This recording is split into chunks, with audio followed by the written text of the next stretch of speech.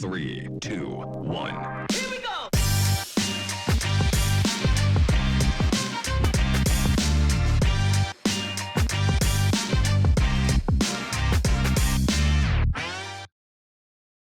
Ladies and gentlemen, welcome to this Monday episode of We Talk. I'm Yolanda Nell. I do hope you are enjoying your public holiday and thank you for tuning in. Before we head over to our news, today's riddle. What can't be used until it's broken? Think about that one for a bit. Next up, the news.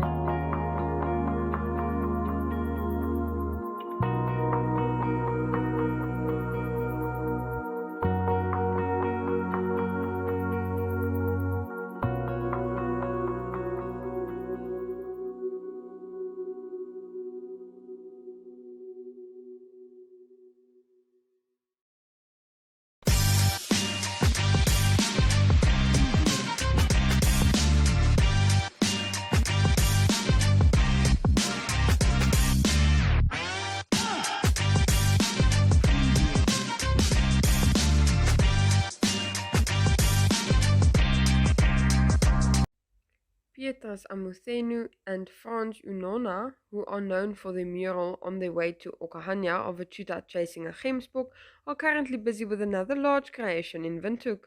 The wall is located at the Snyman Circle and features a woman's face. According to Unona, Namibia Dairies approached them to paint the mural.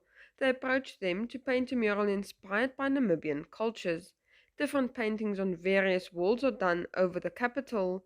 When they're done, they'll paint another one on a wall at the Warehouse Theatre. Both of them are thankful for the opportunity. Not only can they do what they love, but they work with exceptional colors and they create something that celebrates all Namibian cultures. No one was excluded. Amuthenu designed the woman's painting and Unona the one they will start this week. The two artists also created murals in Oraniamund. The ones they started in Oraniamund was twice as large as this one. They are grateful for the opportunity to beautify Windhoek. Art is important, it can brighten up your day and make it better. And they are just happy to be a part of it. A government employee and two members of the public have been charged for the unauthorized use of a government fleet fuel card. The Anti-Corruption Commission said in a media statement that Nikki Simasiku Matume, a senior policy analyst in the Works Ministry, together with Denise Dausas and Kulume Twanswana, was both cashiers at a service station in Okahanya, are facing corruption charges for using a government fleet fuel card to make unauthorized transactions of more than 80,000 Namibian dollars for personal gain between February and March this year. The Anti-Corruption Commission said that the trio had been arrested on the 11th of April and appeared in the Okahanya Magistrates Court on the 12th of April. They remain in custody and will appear in court on the 10th of May for a formal bail application. And then finally some financial news. Bank Windhoek understands that when one reaches a certain level in life, they are faced with a more profound desire to leave behind a positive legacy that will inspire others. So said Bank Windhoek's head of brand marketing, Carmen Ray Bridgens, at the Bank Windhoek's first legacy discussion presented by Bank Windhoek Select Platinum last week. The aim was to create a platform for like-minded individuals to network, share insight, and form sustainable opportunities. The discussions focused on how self-actualized individuals manage their legacy in family, community, society, and on a global scale. Select Platinum is a personalized offering created to give Bank Windhoek customers the tools to grow their wealth and secure the future. It was crafted to add value to accomplished Namibians who want to leave their mark in life and have a healthy respect for their future self. If you missed the discussion, it will be available on the bank's YouTube and Facebook platforms very soon.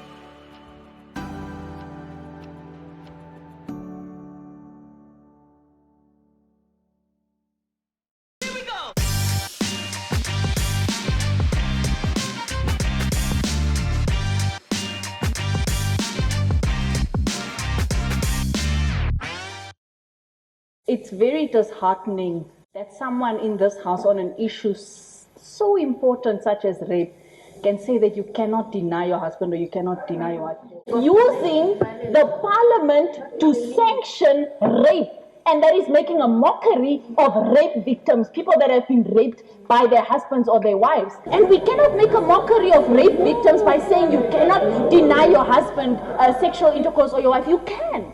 Patience, wait until you get married. Yeah. I will still have the same views when I'm married. Then you will realize your husband's body is your body. Your body is your husband's body. Certainly, what that incident highlighted to me in hindsight is that we have a very dangerous generational gap. It was particularly dangerous, and I think what it exposed is that generational divide. We are a generation where we speak up when something is wrong. Our parents and our grandparents, our forefathers didn't have those privileges, and I think there's that sort of there's that gap. There's just a misalignment between views of different generations. I was told, if you're unmarried, you have no business talking about marital affairs. And I realized, how many of our older people, our mothers, our grandmothers, have been violated in their marriages and they don't even know it because they feel like your human dignity is signed away on a marital contract. And that for me was problematic. I felt it necessary to address it then immediately. They were laughing at me. They were insulting me. They told me to shut up and go read my Bible. They told me these are big people's matters. I shouldn't be talking about big people's issues. How many people are being raped and they can't speak about it because the one person or the few people who can speak for them in parliament are unmarried, and now they need to be silenced too. So it was really just a thing of, we're all colleagues in this space. I won't be silenced on the basis that I'm unmarried. I won't be silenced on the basis that I'm young.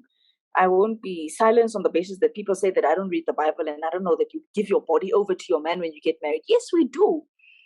Yes, we do. And we're not denying that, but we're saying, don't weaponize the Bible. Don't justify rape. Rape is rape, regardless of the circumstances. We're talking about wives who haven't had an avenue to speak out against rape, who are now further silenced because a member of parliament said that your husband can't rape you. So when a woman or a man in their marriage feels violated, right? When they feel violated, it is justified in terms of the law, according to this member of parliament, that they've been violated. That's very dangerous. That is very, very dangerous. And it borders on really taking away and stripping away someone's right to bodily autonomy, to dignity. It's very harmful. And particularly in our context where rape is so rife, where women are already silenced by their families before they can speak up. Namibia in 2000 already enacted one of the most progressive combating of rape acts across the world, in which already back then they recognized marital rape and it was criminalized. Now, more than 20 years later, you have again exposed very problematic beliefs and attitudes of a woman's position in a marriage. Is that maybe one of the problems why we can't effectively address the high rate of rape and gender-based violence in Namibia? Very important that you raise that, because it brings to surface the cultural and legal mismatch that there is. So you can have all of these laws, right? But the laws can't work if the people don't make it work. And the people are informed by their cultural and traditional beliefs of what they feel is right? Those can be religious, those can be, cultural, in any sort of context, right? But the law needs the people to make it work. And when you have people who lay a rape charge, file a complaint of rape, but their family shames them to a point where they need to go withdraw this case. Then it makes that act useless. Do you understand? Because we need to bring life to the laws that we make. I know that there's a higher sense of consciousness in all of us in that house. And we know that it is wrong to force yourself on anybody, regardless of the context. So these things, they poke significant holes in the pool of work that has been done over the last 20 years to progress in terms of women's rights in the workplace. If somebody is telling me to shut up on the basis that I'm a young, unmarried woman talking about rape, that pokes holes into the work that we've strived so hard for.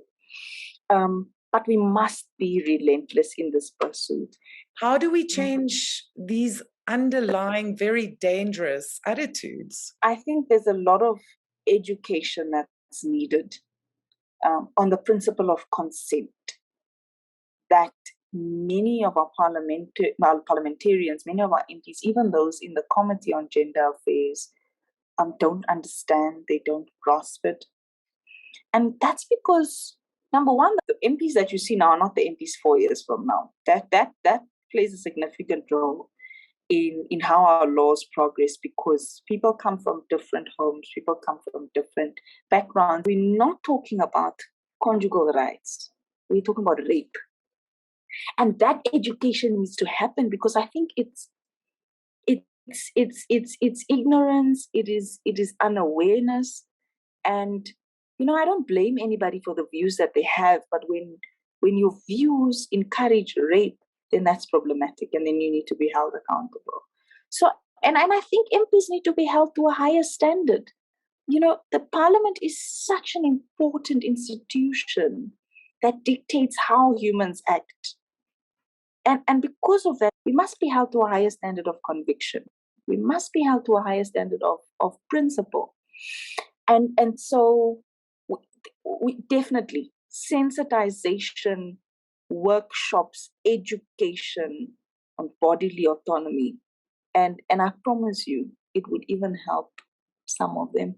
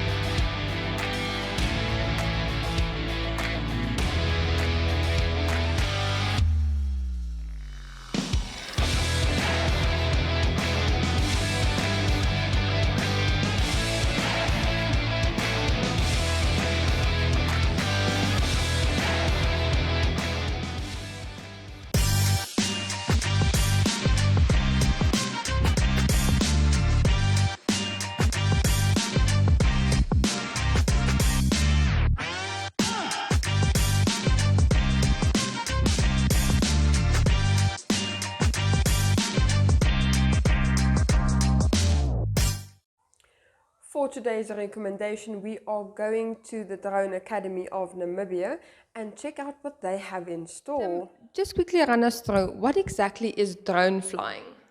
Well, what we call drone flying is basically an aircraft that is unmanned, which you control with a remote control. So this actually has quite a wide sphere of application, but most drones that people are familiar with are quadcopter drones, and those are the ones you find in stores. Often the main manufacturers that we know are DJI. So those are the drones that we are mostly familiar with, but remote controlled piloted aircraft are generally what's covered by the term drone. Is this a relatively new hobby for Namibians, or has it been here for a while? Well, the quadcopter hobby has become quite new and fresh recently, but in the past we've had, aeroplanes and single propelled aircraft that people have been flying as hobbyists, but people haven't ever referred to those aircraft as drones. Only now do they actually fall under the term drone. And going forward, we have things called fixed wing drones, and they fall under this application. So in terms of a hobby, it's actually been around for a while, but people are only now becoming familiar with the term. And since quadcopter drones have become popular, now it's become something that's really taken off. So Adam Tas is coming to Windhoek to help build a brighter future for education. Join us at the Sounds of Caring concert at Windhoek High School Vegkop on 20 and 21 May, where he will be performing with Von Arends and Rian Smith. Tickets cost 200 Namibian dollars and are available via eticket.my.na. All proceeds go towards the African Child Development Trust.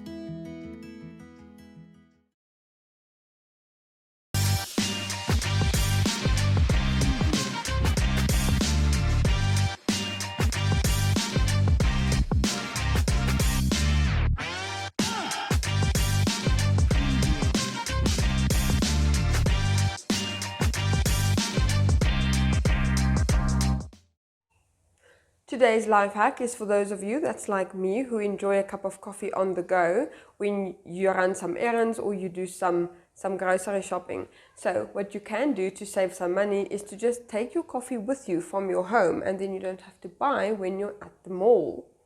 Next up, we have Jeanette Diergaard for your Flex Minute. Ladies and gentlemen. Yeah, welcome to another exciting edition.